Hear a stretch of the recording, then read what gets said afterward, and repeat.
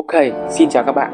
Để theo nguyện vọng của một số bạn trên kênh thì hôm nay mình sẽ cho lên sóng video đầu tiên trong series phân tích chapter mới của Blue Lock.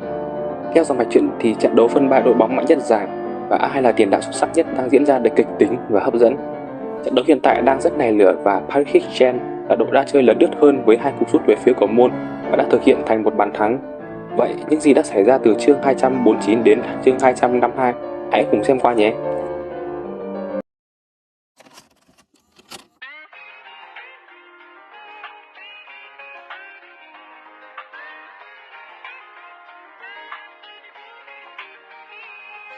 Như ở trên hình là đội hình ra sân của hai đội. Paris Saint-Germain ra sân với sơ đồ 3-4-1-2 với trang phục màu xanh quen thuộc, còn Barca Munchen thì sử dụng 4-4-2 với trang phục màu đen truyền thống. Ngay trong tình huống bóng đầu tiên thì Kreuzer và Shido đã tranh chấp quyết liệt và không ai nhường nhau. Do đó Kreuzer đã phải trả ngược bóng cho Ness, di chuyển hướng bóng thoát kèm người để tiếp tục ban bật với Ness. Tuy nhiên, Karasu đã cắt ngay đường chuyền nhưng cũng bị Kunigami phá bóng ngay sau đó. Raichi và Zentetsu là hai người đã dự đoán đúng điểm rơi và cả hai đã tỉ đè quyết liệt để chuyền bóng. Bóng hai bật ra theo đà của Hiyori và Tokimitsu, nhưng Nanashi đã có mặt trước để chọc khe cho Rin.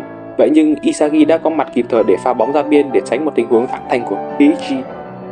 Chương 250 bắt đầu với những nhận định của Isagi. Sau khi xem trận đấu giữa Paris Saint-Germain và Barca thì cả đội đã có biện pháp riêng để ứng phó với từng hệ thống của Rin và Shido. Tuy nhiên, họ không ngờ được là hai hệ thống này đã có mặt cùng lúc khiến cho độ khó và ẩn số càng ngày càng tăng lên. Chapa tiến hành ném biên cho Tokimitsu đang theo kèm bởi Grimm. Lúc này Barca Munchen tiến hành hạn chế lối chơi theo lời của Hiyori hay là khóa chặt trung lộ để cho Paris Saint-Germain không thể lên được bóng, và nếu thu hồi được bóng sẽ có thể phản công nhanh. Dù vậy, sự ăn ý giữa các cầu thủ Paris Saint-Germain vẫn quá là khủng khiếp, vậy nên họ đã dễ dàng thoát áp được tuyến đầu và Charles tiến hành xin bóng và chạy chỗ thoát kèm người của Raichi, nhưng rất may Isagi đã đọc được tình huống và cắt đường chuyền. Bóng hai bật ra, Grimm chuyền cho Ness rồi tịnh tiến lên cho Kreuzer để có thể tấn công. Kế hoạch của team Kreuzer sẽ là phó mặc trách nhiệm phòng ngự cho Isagi và những người bạn, còn họ sẽ chỉ tranh bóng hai rồi phản công như tình huống này. Thấy Tokimitsu và Zentetsu lên thu hồi bóng, thay vì sử dụng kỹ thuật qua người thì Ness chuyền luôn cho Kreuzer để không mất thời gian phản công. Lúc Kreuzer cầm được bóng cũng là lúc Karasu và Nanashi xông vào để thu hồi bóng. Nhưng mà nó lạ lắm khi mà một người thì tung cước vào mặt, người còn lại thì tiện thể xin luôn cái ống đầu. Đọc đến đây, không hiểu sao mình thấy nó quen VL, hình như nó có Iron Cup rồi thì phải. Tuy nhiên, Kreuzer đã tỉnh táo né đòn và tung một cú sút bằng Kreuzer Impact nhắm vào góc chữ A của cột xa. Lý thuyết là thế nhưng thực tế Kreuzer đã sút vào không khí, còn bóng đã được Rin thu hồi sau khi tắc bóng cập lên. Chương 251 tiếp tục với việc Rin kéo bóng đột phá từ sân nhà. Tokimitsu, Nanashi và Charles ra dấu xin phối hợp và bỗng nhiên tác giả lại cho flashback về quá khứ của Nanashi. Đại khái là khi trận đấu diễn ra, cậu không được ra sân nên Nanashi sau đó đã xin làm đệm Rin để có thể có suất ra sân, và cũng nhờ Rin, Nanashi mới nhận ra mình thuận cả hai chân. Khi nhận bóng của Rin, cậu tiến hành làm tường rồi chọc khe cho Rin chạy chỗ. Kreuzer và Isagi lao vào phá bóng nhưng Rin đã fake shot khiến cho cả hai lỡ đà và hở ra khoảng trống để cậu có thể sút. Lúc này, Rin túm áo Isagi rồi tung cú sút vào cầu môn Barca Munchen. Rất may Hiyori đã có mặt kịp lúc và phá bóng kịp thời và không quên khiệu đều Rin. Chương 252 tiếp tục với bóng hai bay ra sau khi Hiyori phá bóng. Karasu là người chọn được điểm rơi bóng và cầm được bóng dưới áp lực của Hiyori. Isagi tiến hành bật Metavision để có thể tổng hợp các chuyển động của đối thủ từ trên khác để có thể đối phó.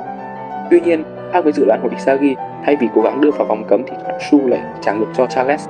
Charles tiến hành chuyền một đường chuyền có độ xoáy cao còn qua đầu của Rin đến chỗ của Shido. Lúc này Isagi mới nhận ra mình đã bị xỏ mũi và cho dù có cố gắng khắc phục thì cũng đã quá muộn rồi. Shido chạy chỗ không bóng, đón đường tạt và đánh đầu tung lưới Barca Munchen và mở tỷ số 1-0 cho Paris Saint-Germain. Tại chương 250, tác giả đã sử dụng hiệu ứng nước để miêu tả về team Rin, cho thấy phong cách thi đấu của họ sẽ là uyển chuyển như nước, còn ngược lại, team Shido sẽ là một ngọn lửa bùng cháy, cho thấy họ sẽ thi đấu với phong thái quyết liệt và dũng mãnh. Hai hiệu ứng trên còn khẳng định một điều, đó là hai team trên sẽ không thể nào hòa hợp thành một được, tựa như nước với lửa vậy. Trong video nhận định trận đấu trước, cho dù mình có đoán sai chút đội hình nhưng mình cũng đã luôn khẳng định là trận chiến hàng tiền vệ sẽ đóng vai trò quan trọng trong trận đấu này. Đối đầu giữa các tiền vệ công cũng sẽ là điểm nóng của quyết định trận đấu, đó là Hiyori với Ness đối đầu với Charles và Karasu. Những tiền vệ chơi bóng bằng đầu óc, bên nào đưa ra những đường chuyền tốt hơn sẽ là nơi chiến thắng và kiểm soát hoàn toàn tuyến giữa. Và đúng như dự đoán, với chất hàng tiền vệ tốt hơn thì Paris Saint-Germain đã có bàn thắng đầu tiên nhờ khả năng áp đảo thế trận. Hàng tiền vệ của Barca Munchen không hề yếu, nhưng lý do họ thua thiệt về mọi mặt so với hàng tiền vệ của đối thủ là do sự thống nhất của trong đội. Trong khi team Isagi thì liên tục gây áp lực nhằm thu hồi bóng thì team Kreuzer lại phó mặc điều độ và chỉ tham gia thu hồi bóng hai. Chất lượng phòng ngự đã không tốt, Team Isagi còn phải chia đều người ra kèm 1 với 1 càng khiến cho đội bị mất thế trận. Trong khi đó, Hybrid Hitchen vừa có số lượng vừa có chất lượng, cho dù có phục vụ hai chủ nhân khác nhau, song họ vẫn tiến hành phòng ngự theo nhóm và khiến cho bát sát luân chuyển lúc phải rơi vào thế 1 đấu 2. Bỏ qua các vấn đề về hàng tiền vệ, điều khiến cho bát sát luân chuyển cuối cùng như vậy có lẽ là sự chuẩn bị khó. Như Isagi đã nói, họ chỉ chuẩn bị các phương án cho từng hệ thống một chứ không hề nghĩ đến việc Loki tung hai vào sân. Điều đó khiến cho họ trở nên khốn đốn. Khi khóa chặt được Green thì Shido lại vùng lên để ghi bàn. Tiếp đến, mình muốn đề cập tới hành vi phi thể thao của Karasu và Rin. Nhắc lại cho bạn nhớ, Karasu đã tung cướp vào mặt Kaiser, còn Rin thì tung vào Isagi và đã không là cuộc mà vẫn cho trận đấu tiếp tục. Thậm chí không có một tấm thẻ nào được rút ra. Nếu có va thật thì có lẽ bát sát luân chuyển đã có pha đá phạt nguy hiểm ngay trước vòng cấm. Đồng thời, pha ghi bàn của Shido sẽ không còn nữa, do tình huống Rin tùng não sẽ thành tình huống bát sát luân chuyển có quả phạt bóng lên tại vị trí mà Rin đã phạm lỗi với Isagi. Nói chung là Blue Lock là manga mà manga làm gì có logic. Bên cạnh đó, màn hội thoại giữa Karasu và Hiyori gợi nhớ chúng ta về cuộc trò chuyện và lời hứa trong chapter cuối của spin-off Hiyori. Mình sẽ để ảnh dưới đây cho bạn nào chưa xem.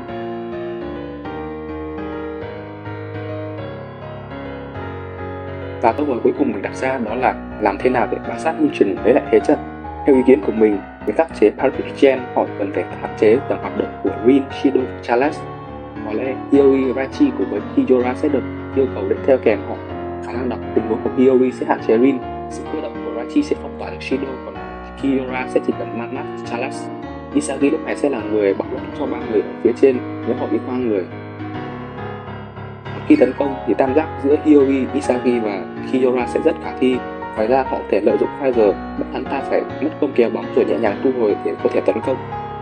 Tuy nhiên, các phương án trên chỉ là ngắn hạn. Điều quan trọng là làm thế nào để hai hệ thống của Pfizer và Isagi phải chịu hợp tác với tinh thần lợi dụng nhau. Việc hai hệ thống hoạt động rời rạc khiến cho họ thua thiệt rất nhiều so với Hybrid Gen, khi mà hai hệ thống của họ đều có những thủ đoạn riêng như hợp tác để phòng ngự. Ok, và đó là tất cả những gì mình muốn gửi đến các bạn trong video này.